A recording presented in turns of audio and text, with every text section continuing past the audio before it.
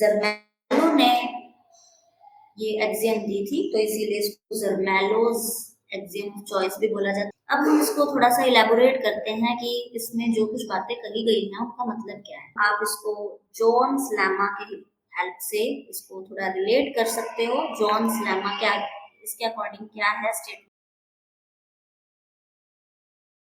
Lectures को, आज वाले लेक्चर को समझने के लिए जो पिछले लेक्चर्स की सीरीज आपके पास अभी तक अवेलेबल है उसको आप लोग पढ़ के देखिएगा। तो आप आज वाला तो अटेंड कर ही रहे हैं, लेकिन उसकी क्लियर अंडरस्टैंडिंग आपको तभी होगी जब आप स्टार्टिंग से उसको पढ़ेंगे।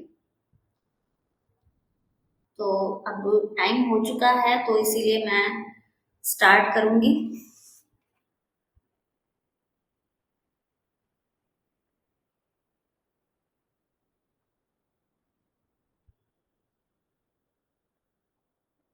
आई होप आप सभी ने जो पिछले लेक्चर के कॉन्सेप्ट्स हैं वो रिवाइज किए होंगे, क्योंकि हम उसी को ही आगे बढ़ाएंगे, उन्हीं टॉपिक्स को एक्सटेंड करेंगे। तो अब मैं स्क्रीन शेयर कर रही हूँ आप सभी के साथ।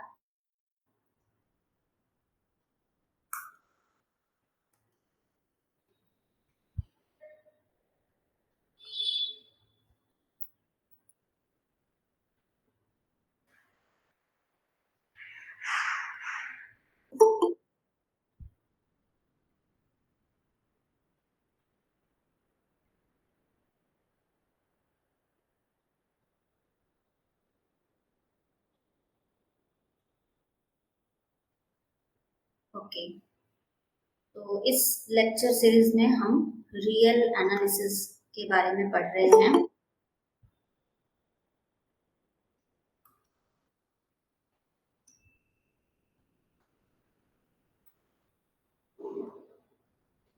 और लेक्चर नंबर 4 है ये अभी।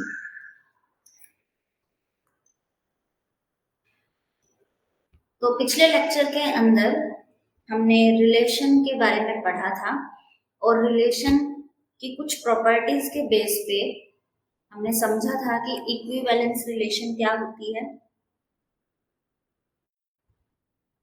और पार्शियल ऑर्डर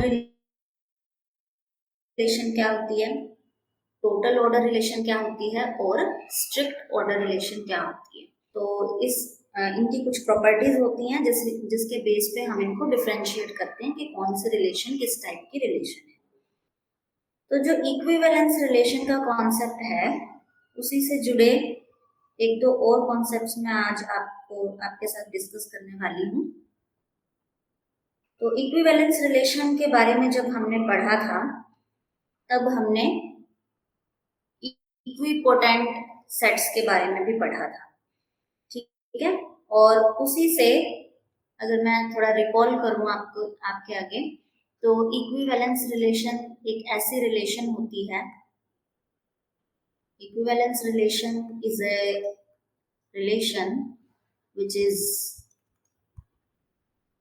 आपके माइंड में आ जाना चाहिए इससे पहले मैं लिखूं कि कौन कौन सी प्रॉपर्टी इक्विवेलेंस रिलेशन सेटिस्फाई करेगी।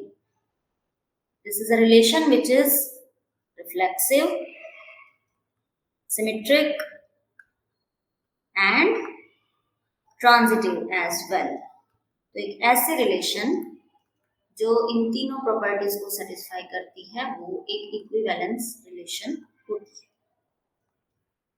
इसी के बेस पे हमने डिफाइन किया था इक्विपोटेंट सेट्स। इक्विपोटेंट सेट क्या होते हैं? जब अगर हम ए सेट से लेके बी सेट के ऊपर एक फंक्शन डिफाइन कर पाए जो कि बाइजेक्टिव फंक्शन हो, मतलब एक ऐसा फंक्शन होना चाहिए जो कि 1 भी हो और ऑन टू भी हो। अगर ऐसा फंक्शन हम डिफाइन कर पाए तो फिर ये जो दो सेट्स हैं ये कैसे सेट कहलाएंगे? इक्विपोटेंट सेट कहलाएंगे। कैसे सेट कहलाएंगे? इक्विपोटेंट। तो इक्विपोटेंट सेट के बारे में हमने जब इसको थोड़ा पढ़ा था तो इससे हमें ये समझ में आया था कि जैसे ही दो सेट एक दूसरे के इक्विपोटेंट हो जाते हैं तो जो वो दो सेट्स हैं उन दोनों सेट का बिहेवियर लगभग सेम हो जाता है। जो कुछ ऑपरेशंस या जो भी प्रॉपर्टीज ये ए सेट ऑक्यूपाई करेगा वही सेम बिहेवियर इस बी सेट का होगा, क्योंकि अगर ये दोनों इक्विपोटेंट सेट हैं तो। ऐसे ही अगर हम एक ही सेट की बात करें, जैसे कि ए सेट के एलिमेंट्स पे, ए सेट के अंदर जो भी एलिमेंट्स हैं से 1 2 3 एंड सो ऑन, जो भी इसके अंदर एलिमेंट्स हमने कुछ लिए, अब अगर ये इस पे इक्विवेलेंस रिलेशन कोई सेटिस्फाई हो रही है, अगर इस पे कोई इक्विवेलेंस रिलेशन डिफाइंड हो रही है, तो let me denote this relation by rho.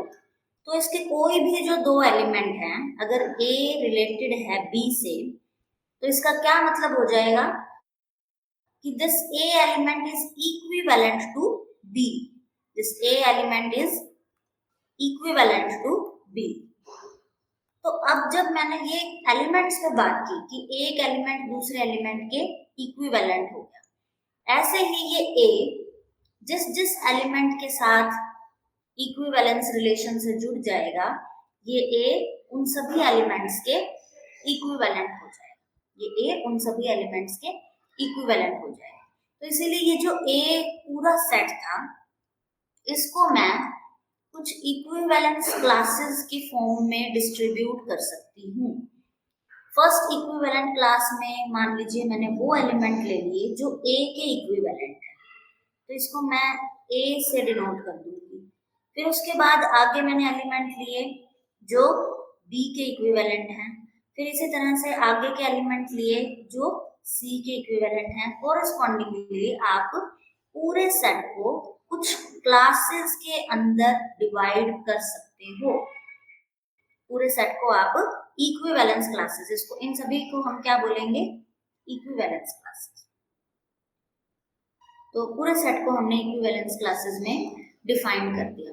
तो बहुत बार ऐसा होगा कि हम ये चाहेंगे कि जब ये एलिमेंट एक दूसरे के इक्विवेलेंट ही हैं, तो हम इनको हर किसी को अलग अलग से क्यों डिस्कस करें, इन सभी का हम अलग अलग से बिहेवियर क्यों फाइंड आउट करने की कोशिश करें। तो हम हर इक्विवेलेंस क्लास के कोरस्पॉन्डिंग एक एलिमेंट ले लेंगे। तो से मान लो इसमें जितने भी एलिमेंट्स आ रहे हैं, इसके अंदर बहुत सारे एलिमेंट्स आ रहे हैं, लेकिन वो सभी एलिमेंट्स एक दूसरे के इक्विवेलेंट है, तो हम इससे कोई एक एलिमेंट सेलेक्ट कर लेंगे। ऐसे ही यहाँ पे जो है इसमें से कोई एक एलिमेंट सेलेक्ट कर लेंगे, यहाँ पे इस इक्विवेलेंस क्लास से एक एलिमेंट। तो जितनी भी इक्विवेलेंस क्लासेस हैं सभी से आप एक एक एलिमेंट सेलेक्ट करके आप एक सेट अगर बना लें और फिर उस सेट को स्टडी करें, तो वो काफी सिग्निफिकेंट रहेगा, क्योंकि हमें सभी एलिमेंट्स को डिस्कस करने की इसमें जरूरत नहीं पड़ेगी।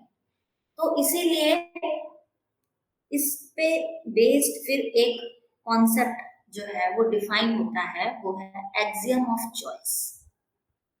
एक्सियम ऑफ चॉइस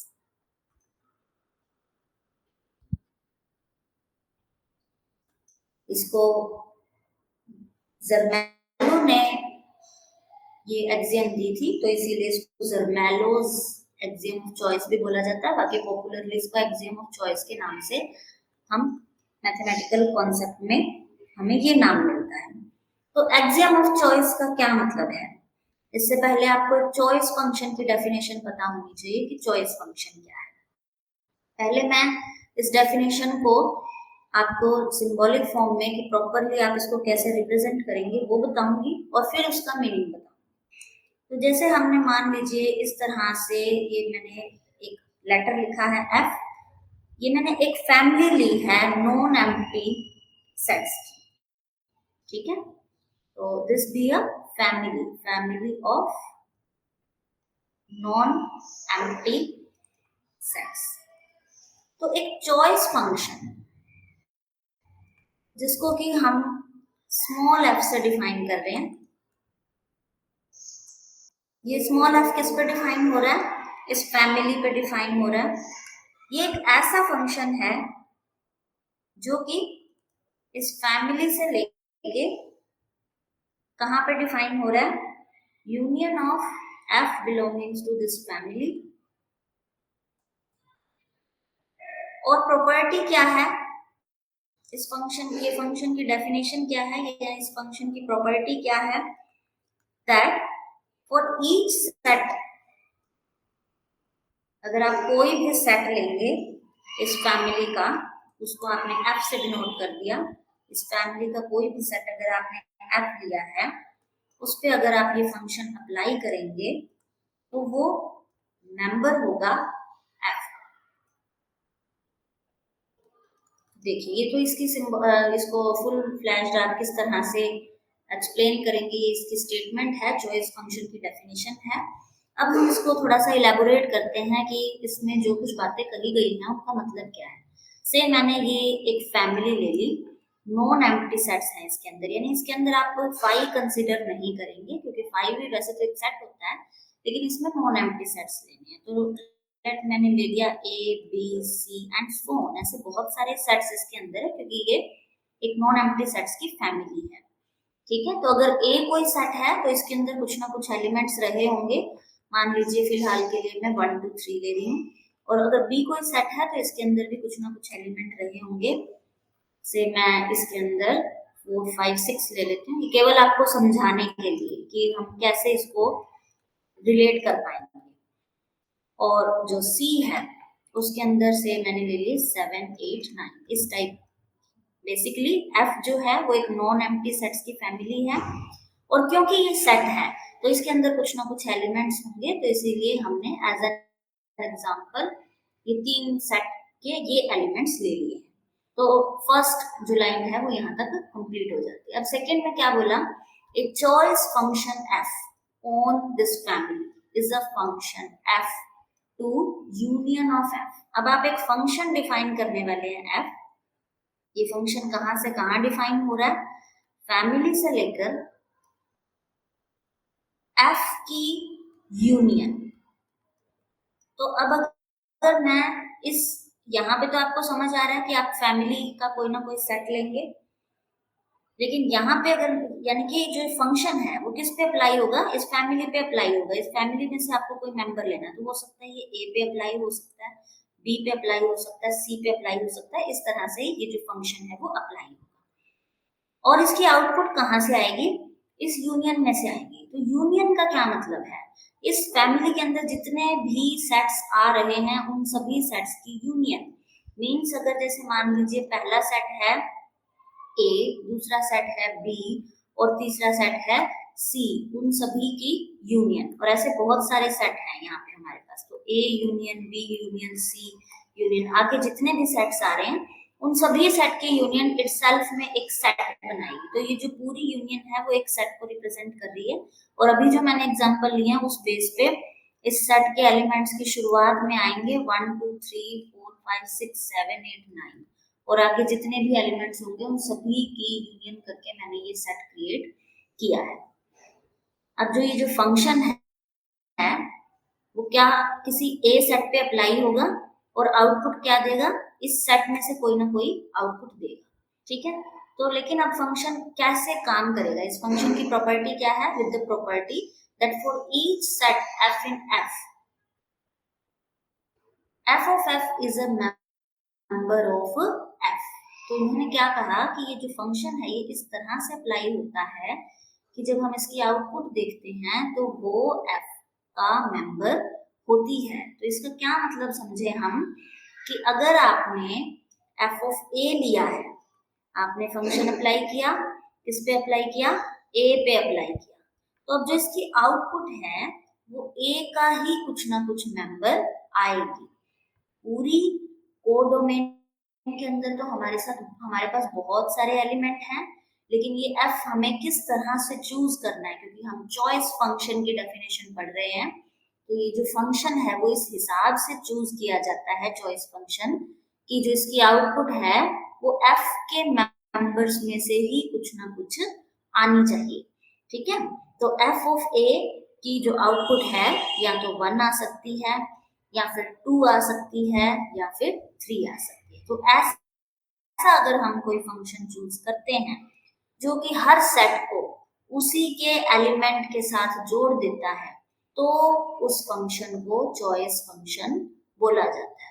अब अगर यही फंक्शन बी पे लग रहा होता, बी सेट पे, इस फैमिली के बी सेट पे लगेगा, तो इसकी जो आउटपुट है वो क्या रहेगी, 4, 5 या 6 में से रहेगी। तो ऐसा फंक्शन अगर हम कोई फंक्शन चूज कर पाते हैं तो उस फंक्शन को क्या बोलते हैं, चॉइस फंक्शन बोलते हैं।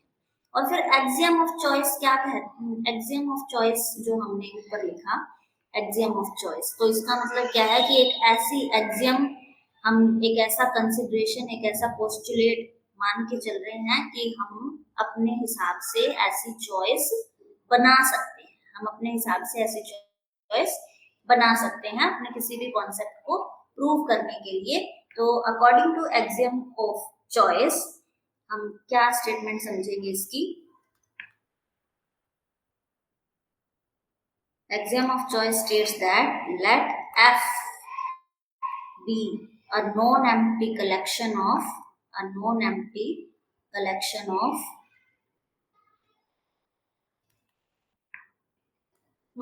set। ठीक है, क्योंकि फैमिली है तो इसके अंदर कुछ तो होना चाहिए।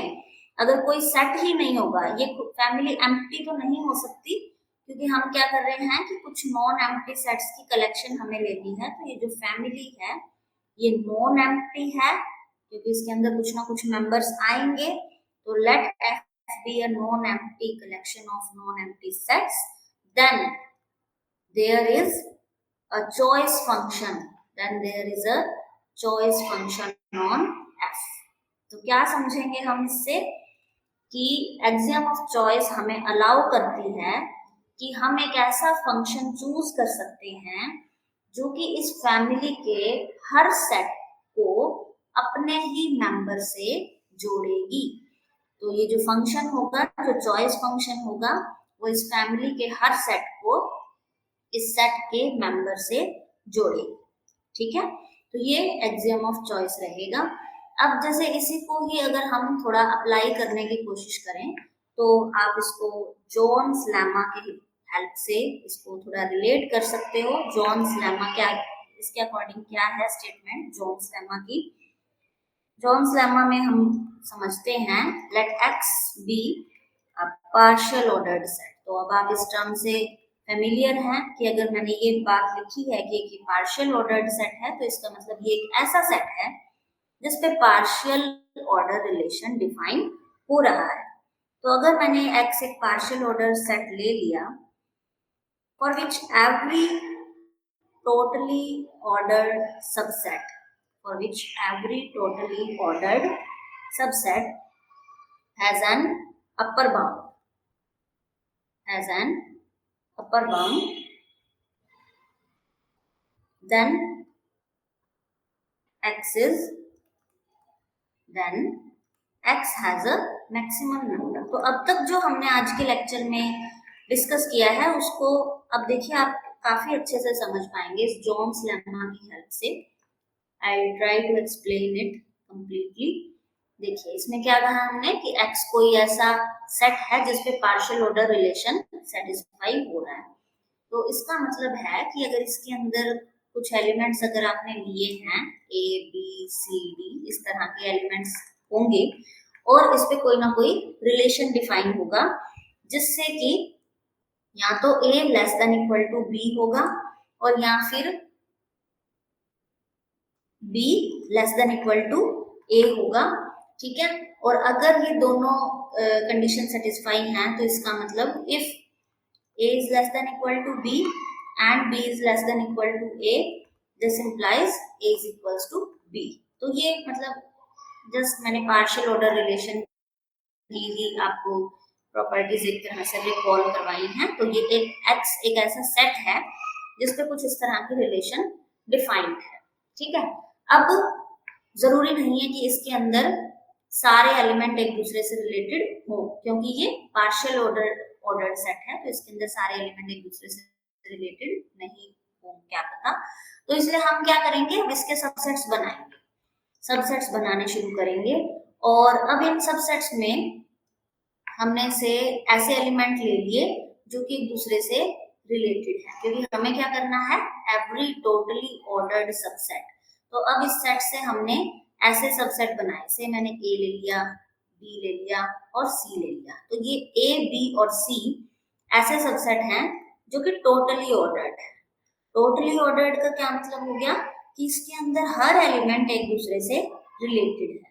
अब अगर हर एलिमेंट एक दूसरे से रिलेटेड है तो इसका मतलब इस ए सेट के लिए मैं क्लेम कर सकती हूँ कि क्या एलिमेंट सबसे पहले आएगा, उसके बाद कौन सा एलिमेंट आएगा, उसके बाद कौन सा एलिमेंट आएगा।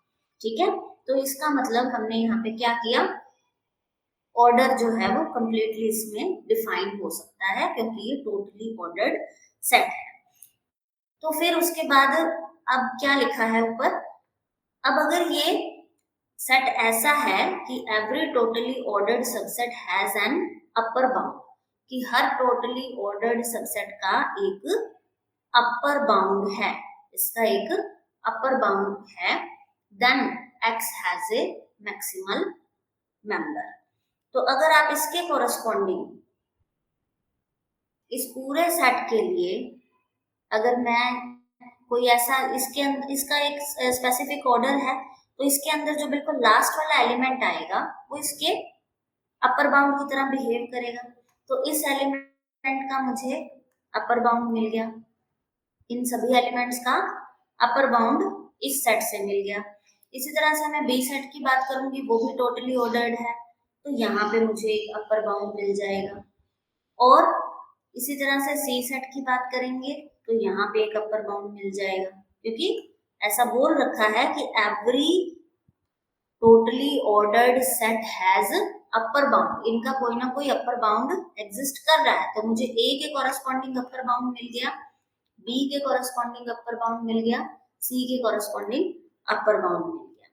ठीक है, तो इसको आप एक्सियम ऑफ चॉइस के अकॉर्डिंग भी समझ सकते हो। एक्सियम ऑफ चॉइस हमें अलाउ कर रही थी कि आप कोई ऐसा फंक्शन चूज कर सकते हो जिससे कि ए के कॉरेस्पॉन्डिंग ए का ही कोई एलिमेंट आए। तो इसका मतलब हम कोई ऐसा फंक्शन अगर चूज करें जो कि अपर बाउंड दे रहा है तो हमें ए का अपर बाउंड यहाँ पे मिल जाएगा। इसी तरह से बी के कॉरेस्पॉन्डिंग हमें बी का एक जो अपर बाउंड है वो मिल जाएगा और सी के कॉरेस्पॉन्डिंग सी का अपर बाउंड मिल जाएगा। और फिर अब आप देखोगे तो ये इसके सभी सबसेट्स के जब आपने अपर बाउंड देख लिए तो इनमें से जो सबसे बड़ा है, अब आप सिर्फ अपर बाउंड्स को कंपेयर करेंगे, ये जो नया सेट बना है अब आप सिर्फ इनको कंपेयर करेंगे तो इनमें से जो सबसे बड़ा एलिमेंट होगा वो x का मैक्सिमल एलिमेंट हो जाएगा। तो एक तरह से आपको सारे एलिमेंट्स के कॉरेस्पॉन्डिंग आपने पहले सबसेट बनाए, उन सबसेट्स का अपर बाउंड लिया और फिर अब इन अपर बाउंड में से जो सबसे बड़ा है तो हम बोल सकते हैं कि वो उसका मैक्सिमल एलिमेंट होगा, मैक्सिमल मेंबर होगा। और यही जॉन्स लेमा की स्टेटमेंट है कि अगर हर टोटली ऑर्डर्ड सबसेट का every totally ordered subset has an upper bound then x has a maximal number. अगर हम हर ऑर्डर्ड सेट का अपर बाउंड फाइंड आउट कर पा रहे हैं तो इसका मतलब हम x का मैक्सिमल मेंबर बोल सकते हैं कि x के अंदर कोई ना कोई मैक्सिमल मेंबर एग्जिस्ट कर रहा है। तो ये जोन्स लेमा है। तो अभी तक हमने इक्विवेलेंस रिलेशन के बेस पे पहले एक्सियम ऑफ चॉइस पढ़ा और फिर एक्सियम ऑफ चॉइस से हम जोन्स लेमा को हमने समझा। तो आप लोग रिएक्ट कीजिए और कुछ फीडबैक दीजिए कि क्या आपको यहाँ तक का कॉन्सेप्ट समझ में आया है और आप रिलेट कर पा रहे हैं या नहीं। और if you have any objection आप अपना माइक ऑन करके या रेज हैंड करके आप कुछ भी क्वेश्चन पूछ सकते हैं। ओके, मुझे आप लोगों के फीडबैक मिले हैं और इतना आप लोगों को समझ में आ गया है। अब इस टॉपिक से डेविएट होते हुए हमने जो कल के लेक्चर में दो पार्ट्स पढ़े थे, कल के लेक्चर में भी हमने एक तो रिलेशंस पे डिपेंड था और दूसरा नेचुरल नंबर्स और इंटीजर इन सब पे डिपेंड था। जो रिलेशन वाला जो कॉन्सेप्ट था उसको एक्सटेंड करते हुए मैंने आपको ये सब बताया है, एक्सियम ऑफ चॉइस और जॉन्स लेमा। और अब जो दूसरा पार्ट जो कल हमने करा था, नेचुरल नंबर्स के बारे में हम डिस्कस कर चुके थे। और जैसे कि नेचुरल नंबर्स के बाद हमने देखा कि नेचुरल नंबर्स के अंदर केवल पॉजिटिव नंबर आते हैं जो कि सिर्फ इंक्रीज को शो कर सकते हैं। अगर किसी सिनेरियो में कोई इंक्रीज नहीं आया या कुछ डिक्रीज नहीं हुआ, कोई इंक्रीज नहीं आया, या तो जो भी उसमें फिगर्स हैं, जो भी वैल्यूज हैं वो न्यूट्रल रही, या फिर हो सकता है कि उनके अंदर कुछ डिक्रीज आया हो, जो भी हमारा डेटा है उसके अंदर कुछ डिक्रीमेंट आया हो, तो उस केस में फिर हमें नेगेटिव नंबर्स की और जीरो की भी जरूरत पड़ती है। तो उनको इन्वॉल्व करते हुए हमने इंटीजर्स डिफाइन किए। फिर जो इंटीजर्स हैं वो तो कंप्लीट नंबर्स होते हैं, -1, 1, -2, 2, ठीक है। अब अगर आप किसी इंटीजर को किसी दूसरे इंटीजर से डिवाइड कराते हो, फॉर एग्जांपल 3/2 करते हो या 2/3 करते हो, तो फिर वो भी तो कोई नंबर बनते हैं जो कि ना तो नेचुरल नंबर्स में कवर होते हैं और ना ही इंटीजर्स में कवर होते हैं। तो इसका मतलब अगर आप किन्हीं दो इंटीजर्स को डिवाइड करते हैं तो इस टाइप के जो नंबर्स हैं उनको हमें इंक्लूड अगर करना है, 1/3 पार्ट शो करना है या 3/2 पार्ट शो करना है किसी भी एरिया का, किसी भी वॉल्यूम का, तो हम उस केस में फिर हमें रैशनल नंबर्स की हेल्प लेनी पड़ती है। ये कॉन्सेप्ट हमने कल रैशनल नंबर्स तक डिस्कस किया था। अब ये जो कॉन्सेप्ट्स हमने पढ़े थे, इन्हीं से रिलेटेड दो कॉन्सेप्ट और आते हैं। एक तो है कंप्लीटनेस एक्सियम और एक है आर्किमिडियन प्रॉपर्टी। कंप्लीटनेस एक्सियम की मैं डेफिनेशन बता देती हूँ, और वो कोई जस्ट ये है कि आपको आइडिया होना चाहिए कि कंप्लीटनेस एक्सियम क्या है। बाकी इसमें कुछ ज्यादा इलेबोरेट करने के लिए नहीं है। अगर हम कोई नॉन एम्प्टी सेट लेते हैं रियल नंबर्स का, let E be non empty set of real numbers, और ये सेट हमने ऐसा लिया कि ये बाउंडेड अबव है। ये सेट कैसा है? बाउंडेड अबव, ठीक है। बाउंडेड अबव होने का मतलब है कि इसके अपर बाउंड्स एग्जिस्ट करेंगे।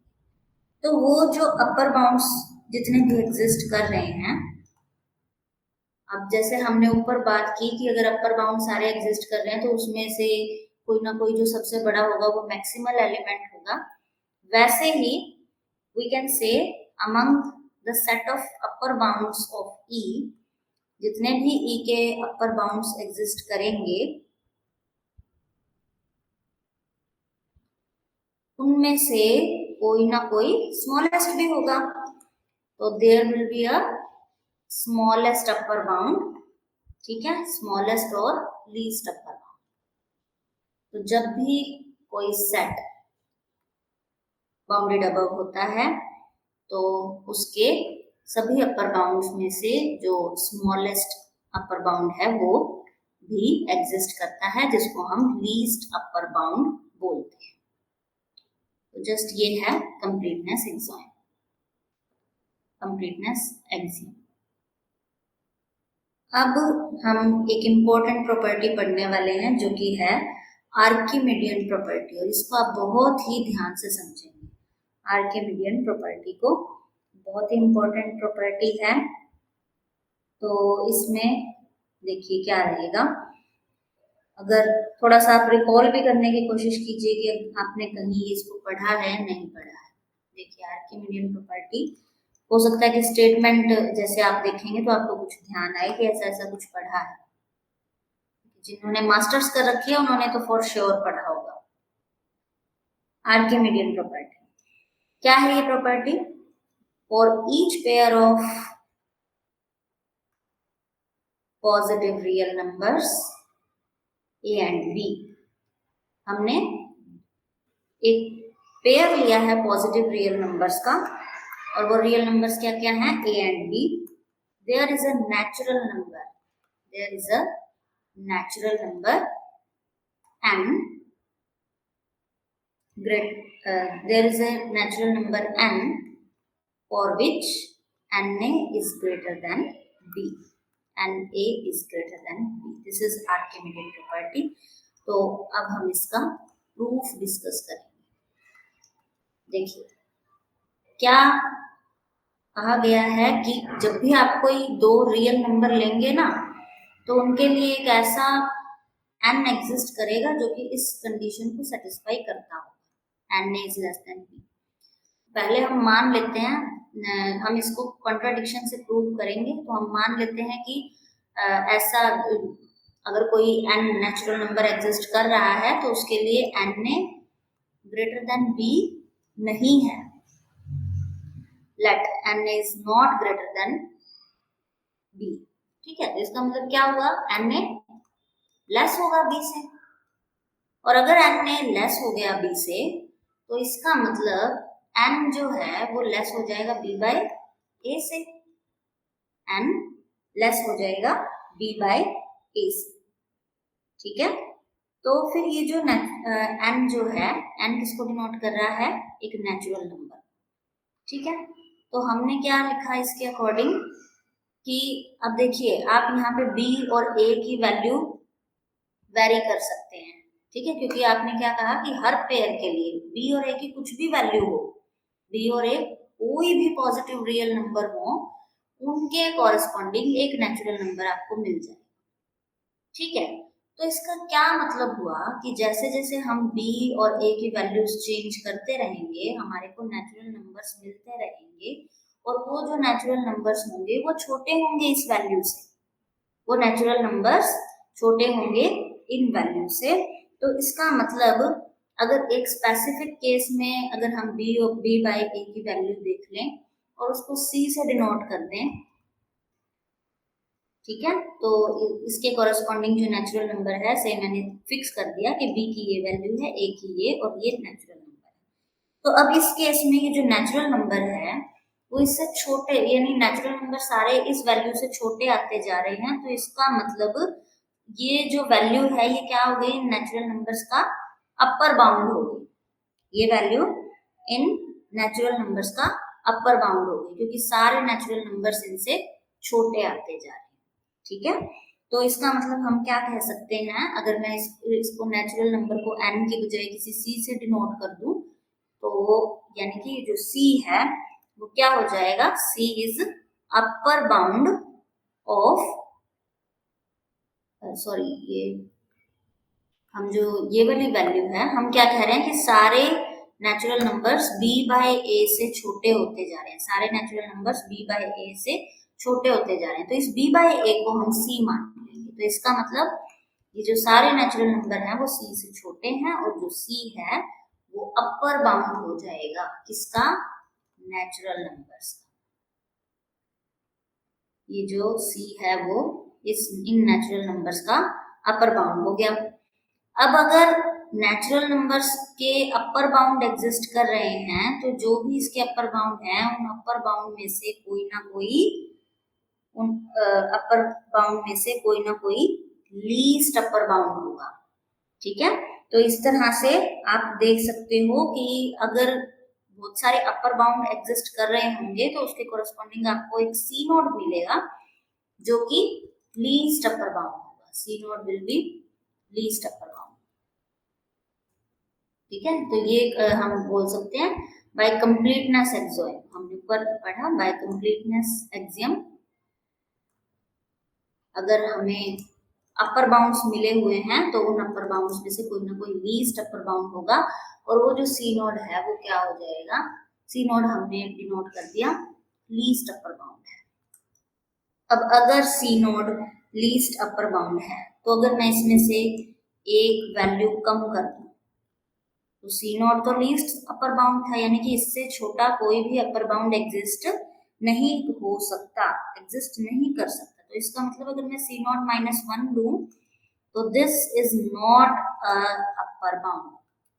अगर हम सी नोड की बात, सी नोड में से एक को सब्ट्रैक्ट कर देंगे तो C node minus 1 will not be a upper bound. अगर ये अपर बाउंड नहीं है तो इसका मतलब क्या कह सकते हैं हम कि एक ऐसा नेचुरल नंबर एग्जिस्ट करेगा जो कि बड़ा हो जाएगा सी नॉट माइनस 1 से, क्योंकि अगर ये अपर बाउंड होता फिर तो सारे नेचुरल नंबर इससे छोटे होते, लेकिन अगर ये अपर बाउंड नहीं है तो एक कोई नेचुरल नंबर ऐसा एग्जिस्ट कर सकता है जो कि सी नॉट माइनस 1 से बड़ा होगा।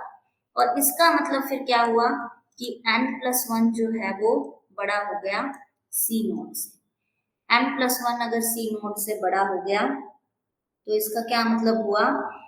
अब देखिए हमने पढ़ा था कल कि नेचुरल नंबर्स के अंदर प्रिंसिपल ऑफ मैथमेटिकल इंडक्शन लगता है। अगर 1 बिलोंग कर रहा है नेचुरल नंबर के अंदर, n बिलोंग कर रहा है नेचुरल नंबर के अंदर, तो n प्लस 1 भी बिलोंग करेगा नेचुरल नंबर के अंदर। तो इसका मतलब ये एक ऐसा, ये जो नंबर आया है ये एक नया नेचुरल नंबर है और ये नेचुरल नंबर बड़ा हो गया सी नोड से। ये नेचुरल नंबर बड़ा हो गया सी नोड से, जबकि सी नोड क्या था, सी नोड एक अपर बाउंड था। ठीक है, सी नोड क्या था, अपर बाउंड था। अपर बाउंड होने का मतलब है कि सारे नेचुरल नंबर इससे छोटे होने चाहिए थे, लेकिन एक नेचुरल नंबर ऐसा एग्जिस्ट कर गया जो कि सी नोड से बड़ा है। तो इसका मतलब एक कंट्राडिक्शन अराइज हो गई, देयर अराइजेस अ कंट्राडिक्शन। और ये कंट्राडिक्शन कब अराइज हुई, जब हमने शुरुआत कैसे की कि this n is not greater than b। तो इसका मतलब जो हमने शुरुआत की थी, शुरू से अजम्पशन ली थी, वो अजम्पशन हमारी रोंग है और ये अजम्पशन सही नहीं है। तो na जो है वो ग्रेटर देन b होगा, na will be greater than b। अगर कोई भी for each pair of positive real numbers a and b there is a natural number n for which na is greater than b। तो ये Archimedean property बहुत ज्यादा important है और इसकी दूसरी फॉर्म भी कई बार यूज होती है। इसकी अनदर फॉर्म क्या हो जाएगी, हमें दिया होगा इसके अंदर na must be greater than b। तो अगर हम इस n को इधर ले आए, ठीक है, तो ये हो जाएगा b बाई n। अगर आप अब ये a और b आपको कैसे चूज करने हैं, रियल नंबर्स चूज करने हैं। तो कई बार हमारे को बहुत ही छोटे रियल नंबर्स यूज करने होते हैं, या एप्सिलॉन के फॉर्म में आप इस रिलेशन को कई बार यूज आपको करना पड़ सकता है। तो ये हो जाएगा, आप a को चूज कीजिए 1 बाई एप्सिलॉन और b को चूज कीजिए एप्सिलॉन, ठीक है, और ये हो जाएगा यहाँ पे n आ जाएगा। और यहाँ सॉरी मे भी कुछ मिस्टेक, ए को आप चूज कर सकते हैं, मैं इसको प्रॉपर जो फॉर्म है उसी में ही लिखूंगी। वैसे तो हमें ए और बी को कुछ रियल नंबर है, हम इनको कोई भी वैल्यू दे सकते हैं, बट जो इसकी स्टैंडर्ड फॉर्म है उसके according 1 by n must be less than epsilon square. तो अब आप यहाँ से देख लीजिए कि ए को आप एप्सिलॉन चूज कर सकते हैं और बी को आप 1 बाई एप्सिलॉन भी चूज कर सकते हैं, और विच इज परफेक्टली ओके, क्योंकि ये भी एक रियल नंबर होगा। एप्सिलॉन हमेशा 0 से ग्रेटर एक बहुत ही स्मॉल नंबर होता है, तो हम रियल नंबर की ये वैल्यू ले सकते हैं। और बी में भी हमने एक रियल नंबर की वैल्यू ले ली, तो कई बार इसको इस फॉर्म में भी यूज किया जाता है जस्ट ये आर्किमिडियन प्रॉपर्टी की दूसरी फॉर्म है। तो आर्किमिडियन प्रॉपर्टी का कॉन्सेप्ट आप सभी को समझ में आया।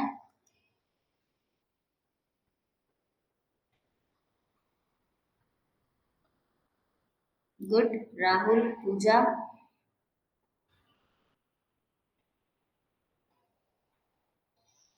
ओके, कमला ने भी रिस्पॉन्स दिया है। ओके, तो अब हम आगे जो, तो अब ये आपने ध्यान रखना है कि ये जो कॉन्सेप्ट है इसके अंदर वैसे रियल नंबर्स भी यूज हो गए और रियल नंबर्स अभी अब हमने डिस्कस नहीं किए हैं वैसे, तो अब हम रियल नंबर्स की तरफ बढ़ते हैं। तो ये जो आर्किमिडियन प्रॉपर्टी है ये रियल नंबर्स और नेचुरल नंबर्स, इन दोनों के यूज से आपको इनकी प्रॉपर्टीज पता होनी चाहिए, उसके बेस पे ये आर्किमिडियन प्रॉपर्टी हमने डिफाइन की है। तो नेचुरल नंबर्स के बारे में तो हम डिस्कस कर चुके हैं, अब हम रियल नंबर्स की तरफ आगे बढ़ेंगे। और रियल नंबर्स की जैसे ही आप बात करना शुरू करेंगे तो आपके माइंड में थॉट आएगा कि रियल नंबर्स के अंदर क्या क्या इंक्लूड होता है, rational as well as irrational numbers, rational as well as irrational numbers. तो रैशनल नंबर्स के बारे में तो हमने पढ़ लिया था, अब ये इरेशनल नंबर्स क्या है। जब हमने रैशनल नंबर्स के बारे में पढ़ा, इंटीजर्स के बारे में पढ़ा, तो आप लोगों को पता है कि कुछ इंटीजर्स तो एज अ स्क्वायर लिखे जा सकते हैं, जैसे कि 1 का स्क्वायर 1 होता है, 2 का स्क्वायर 4 होता है, 3 का स्क्वायर 9 होता है।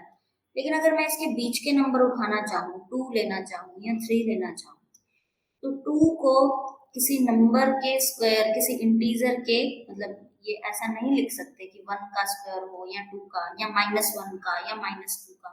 तो 2 और 3 को किसी इंटीजर के स्क्वायर के फॉर्म में हम नहीं लिख सकते। ऐसे अगर मैं बीच के नंबर्स ले लूं 5, 6, 7, 8, तो उनको भी हम किसी इंटीजर के स्क्वायर के फॉर्म में नहीं लिख सकते।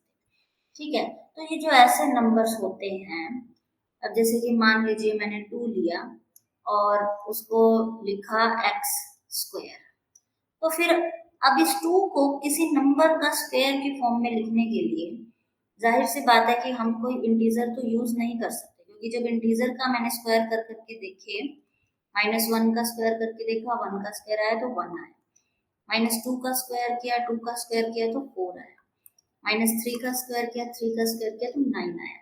तो यानी इंटीजर्स का स्क्वायर करने से तो 2 नहीं आ रहा है। अब हम ट्राई करते हैं, अभी तक हमने जो नंबर्स पढ़े हैं, हमने रैशनल नंबर्स भी पढ़ लिए, तो अब ट्राई करते हैं कि क्या 2 को किसी रैशनल नंबर के स्क्वायर के फॉर्म में लिखा जा सकता है। इंटीजर के स्क्वायर के फॉर्म में नहीं लिखा जा सकता। अब ट्राई करते हैं कि अगर हम इसको रैशनल के स्क्वायर के फॉर्म में लिखें, तो इसका मतलब ये जो x है इसकी वैल्यू क्या होगी, p/q के फॉर्म में, p/q के फॉर्म में होगी। अब अगर, तो अभी हमें चेक करना है कि क्या इससे सब कुछ ठीक ठाक रहेगा। अगर हम x की वैल्यू p/q ले लें तो इससे क्या आएगा, p² = 2q²। तो जस्ट मैंने इस रिलेशन को इस तरह से लिख लिया। अब जो मैं आपको बताने वाली हूँ वो आपको बहुत ही ध्यान से समझना है। देखो यहाँ पे लेफ्ट हैंड साइड और right hand side, right hand side जो है वो 2 से डिवाइड हो रही है, 2 से डिवाइड हो रही है, इसका मतलब सॉरी 2 से मल्टीप्लाई हो रही है, इसका मतलब ये कोई इवन नंबर है। तो even number will be equal to some even number.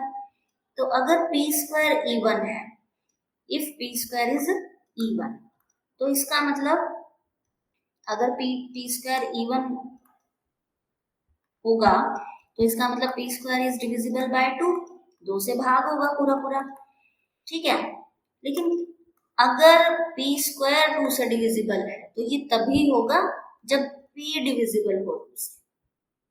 ठीक है, क्योंकि p² के अंदर 2 फैक्टर आएंगे, p और p, तो ये p² तभी डिविजिबल होगा 2 से जब p 2 से डिविजिबल हो।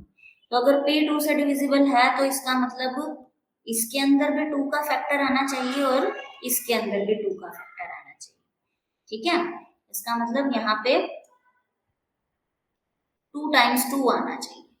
ठीक है, और जबकि इधर अगर हम बात करें p² = 2q², तो इसके अंदर भी फिर आप देखोगे तो यहाँ पे कितने हो जाएंगे 2, यहाँ पे 3 बार 2 हो जाएगा, क्योंकि एक बार 2 तो पहले से प्रेजेंट है। ठीक है, और उसके बाद q² के अंदर 2 × 2 आ जाएगा। तो लेफ्ट हैंड साइड जो है उसके अंदर इवन टाइम्स आ रहा है 2, और जबकि राइट हैंड साइड के अंदर ओड टाइम्स आ रहा है, क्योंकि एक 2 पहले से प्रेजेंट है यहाँ पे और q² के कारण 2 2 और आ जाएंगे। तो ऐसा पॉसिबल नहीं है कि इस तरफ लेफ्ट हैंड साइड और राइट हैंड साइड की जो टर्म्स हैं वो इक्वल नहीं आ पा रही हैं। तो इसीलिए यानी कि जो हमने अजम्पशन ली थी कि x की वैल्यू p बाई क्यू हो सकती है, this x can not be equal to p by q. तो अभी तक जो हमने रैशनल नंबर्स डिफाइन किए हैं, वो जो हमारा अब तक के जो नंबर्स हैं वो वैल्यू हम x को नहीं दे सकते, तो अब हमें नई वैल्यूज जनरेट करनी पड़ेंगी। तो वो x की वैल्यू क्या होगी, √2 होगी, तभी जो है वो x का स्क्वायर जो है वो 2 के बराबर आएगा। तो इस तरह से अब कुछ इस फॉर्म के नए नंबर्स हमें जनरेट करने पड़ेंगे, और जब इस तरह के नए नंबर्स को हम कंबाइन करके एक सेट बनाएंगे जिसमें √2, √3 एंड सो ऑन, इस टाइप के सभी एलिमेंट्स को जब आप कवर करेंगे तो इर्रेशनल नंबर्स का सेट बनेगा, जिसको आप आई से डिनोट करते हैं। और जब आप इस रैशनल सेट और इर्रेशनल सेट को जोड़ देंगे, और दो सेट्स को ऐसे नहीं जोड़ा जाता, दो सेट्स को जोड़ने के लिए उनका यूनियन लेना पड़ता है। तो जब आप इन दोनों सेट्स की यूनियन ले लेंगे तो रियल नंबर्स का सेट बनेगा। तो इस तरह से हम रियल नंबर्स के सेट पे पहुंचेंगे। फिर जो रियल नंबर्स हैं उनमें क्या कुछ प्रॉपर्टीज सेटिस्फाई होंगी रियल नंबर्स के अंदर, जैसे हमने रैशनल में पढ़ा था कि फील्ड की जो सारी प्रॉपर्टीज हैं, R is a field, field की कितनी प्रॉपर्टीज होती हैं, 11 प्रॉपर्टीज। तो 11 अलजेब्राइक प्रॉपर्टीज जो आपने लीनियर अलजेब्रा में पढ़ी हैं वो सारी के सारी यहाँ पे सेटिस्फाई होंगी। ठीक है, 11 अलजेब्राइक प्रॉपर्टीज रियल नंबर पे डिफाइन होंगी। उसके बाद आ जाएगा, फिर आप जो ये अलजेब्राइक प्रॉपर्टीज होती हैं इनके बेस पे डिफाइन कर सकते हैं बहुत सी वैल्यूज। जैसे अब हम कई बार ऐसे करते हैं कि अगर 1 डिवाइड बाय 1/2 है तो हम बोलते हैं कि ऊपर चला जाएगा, ये जो वैल्यू है इसके बराबर आ जाएगी, 2 के बराबर आ जाएगी। तो ये जो सारे रिजल्ट हैं रियल नंबर पे जो जस्ट हम अप्लाई कर देते हैं, जैसे आप कहेंगे कि अगर माइनस ऑफ -2 लिया तो वो प्लस का 2 हो जाएगा। तो ये जो सारे रिजल्ट्स हैं रियल नंबर्स के ऊपर, आप इनको प्रूव कर सकते हैं रियल नंबर्स की अलजेब्राइक प्रॉपर्टीज की हेल्प से। जैसे हम ये भी ले सकते हैं कि कोई भी रियल नंबर है उसको अगर आप 0 से मल्टीप्लाई करेंगे तो 0 के बराबर आएगा। तो ये जस्ट कुछ कॉन्सेप्ट्स हैं जिनको हम अब इस लेवल पे आके हमें ऐसे लगता है कि हाँ ऐसा तो होता ही है, क्योंकि हम इतनी बार इन चीजों को यूज कर चुके हैं। लेकिन अगर आपको किसी तरह प्रूव करना पड़ जाए कि क्या अगर आप 1/2 ले रहे हो तो वो उसकी वैल्यू क्या होगी, उसकी हम सबको पता है कि उसकी वैल्यू 2 होगी, लेकिन अलजेब्राइक प्रॉपर्टीज की हेल्प से आप उस कंक्लूजन को जस्टिफाई कर सकते हो, इस स्टेटमेंट को आप जस्टिफाई कर सकते हो कि ये इसके बराबर क्यों होता है। तो ये इसकी अलजेब्राइक प्रॉपर्टीज में आ जाएगा। फिर उसके बाद ऑर्डर प्रॉपर्टीज आ जाएंगी, जैसे हमने रैशनल नंबर्स के ऊपर पढ़ा था उसी तरह से जो फील्ड ऑफ रियल नंबर्स है, ये भी ना सिर्फ एक फील्ड है बल्कि एक ऑर्डर्ड फील्ड है। ऑर्डर्ड फील्ड का क्या मतलब हो गया कि इस पे हम एक टोटल ऑर्डर रिलेशन डिफाइन कर सकते हैं। इसके सारे एलिमेंट्स एक दूसरे के साथ कंपेरेबल होंगे, तो आप बता सकते हो कि कौन सा एलिमेंट किसके बाद आएगा, कौन सा एलिमेंट किससे पहले आएगा। तो R is a ordered field, इनका एक स्पेसिफिक ऑर्डर होगा। तो आज के लेक्चर में हम यहीं तक डिस्कस करेंगे, और फिर इसके बाद कल के लेक्चर में इन टॉपिक्स को जो आज हमने पढ़े हैं इनको या तो यूज करेंगे और या फिर एक्सटेंड करेंगे। तो आई होप आप सभी को समझ आया होगा। तो आप लोग अपना फीडबैक्स या कुछ कमेंट दे सकते हैं चैट बॉक्स के अंदर।